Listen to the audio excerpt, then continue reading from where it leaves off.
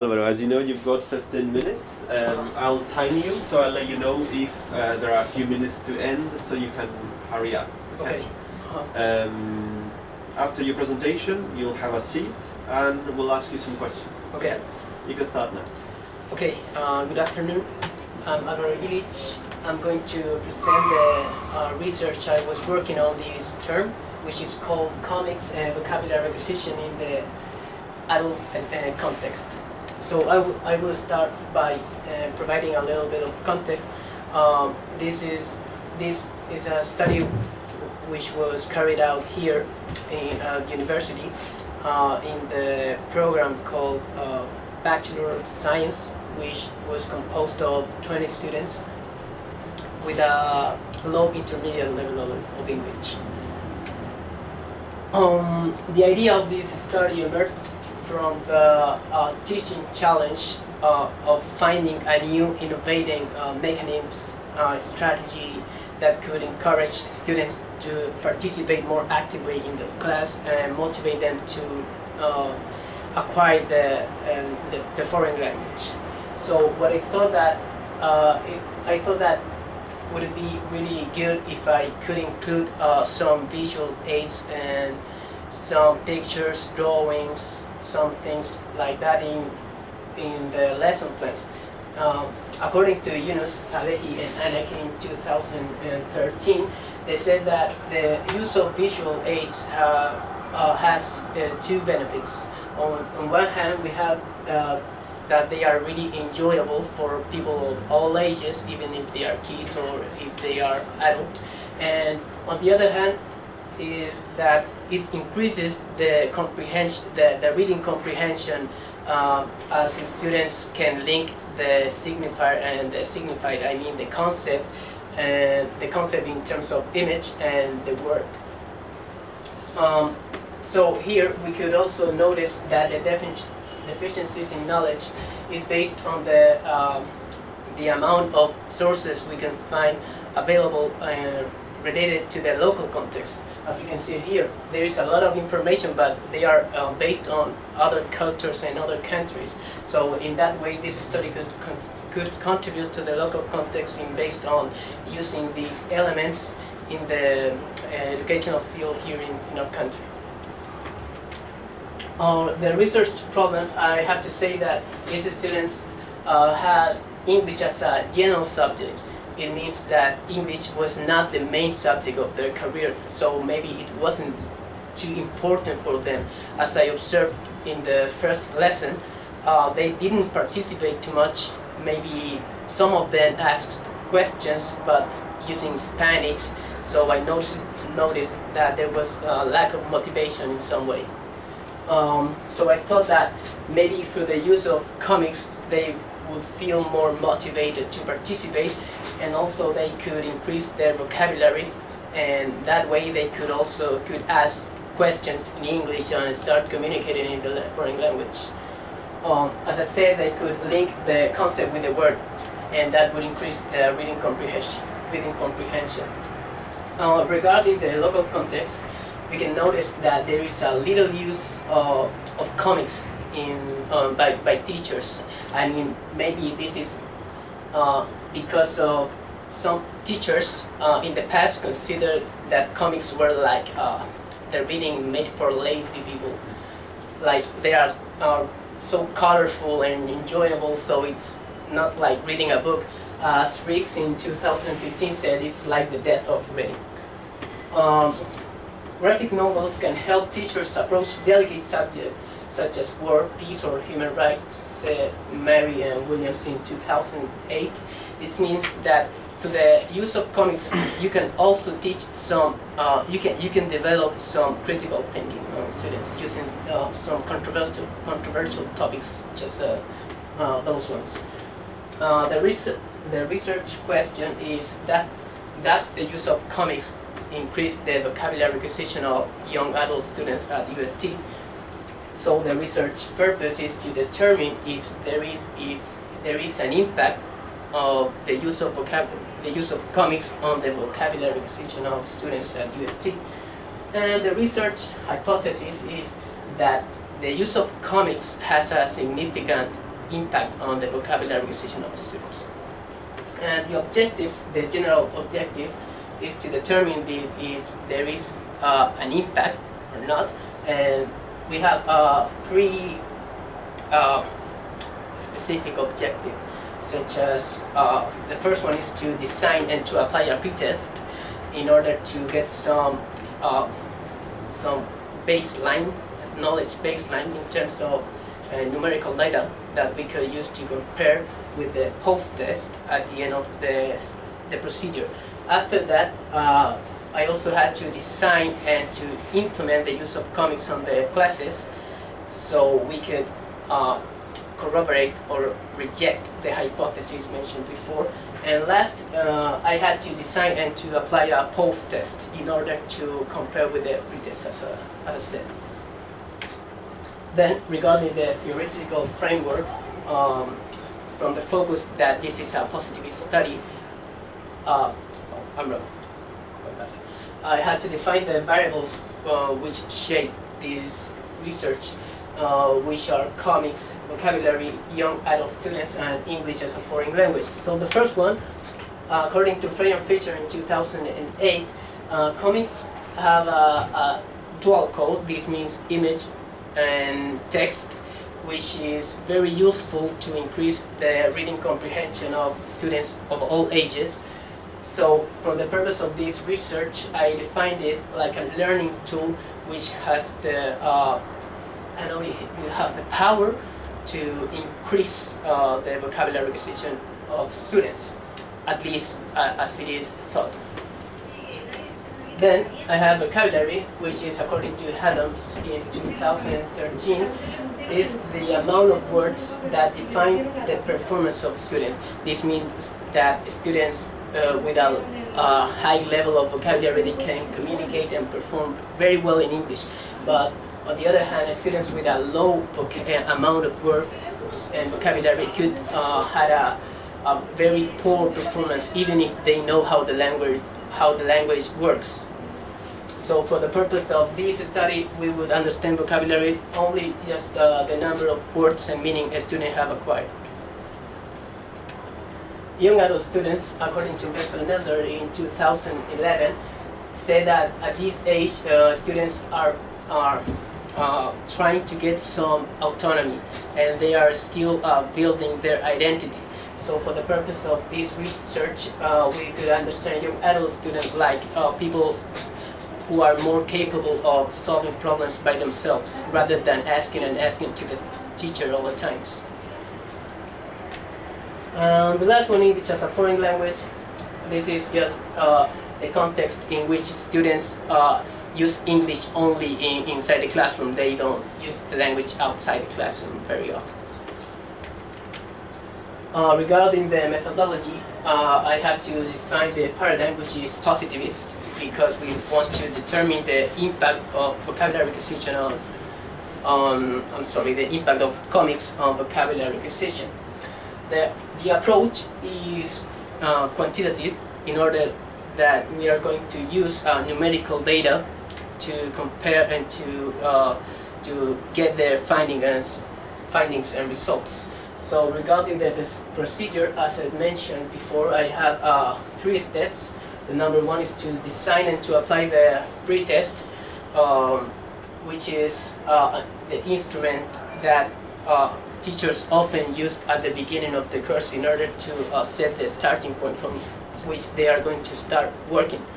And after that, I had to design the comics,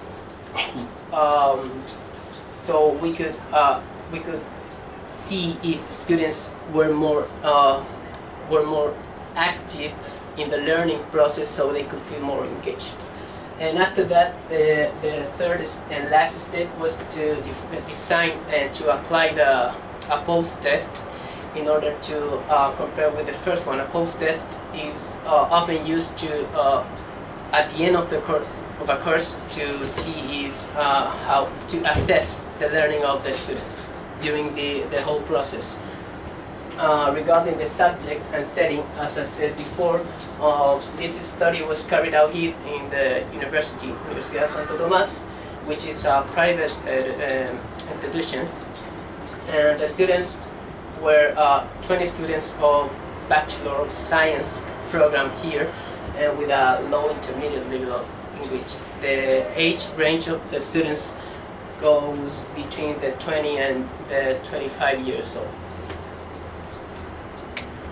Then, regarding the instrumentation, I have to say that the pretest, which is used to set the starting point of this research, was a written test composed of 3 items. The first one was listening, the second one was reading, and the third one was writing. Because of the time, I couldn't measure the speaking skill. And this test was contained 26 points in total. And then the post-test was very similar to it. It was also composed of 3 items with the same skills, but this instrument had a maximum score of 23 points. And the last one, the comics, which it was defined as a learning tool that could increase the vocabulary acquisition of students. And so we can see here an example of a comic, which is a script with pictures and text. Okay, regarding the data analysis and techniques, after getting the results dropped by both tests, we had to select the applicable data, which was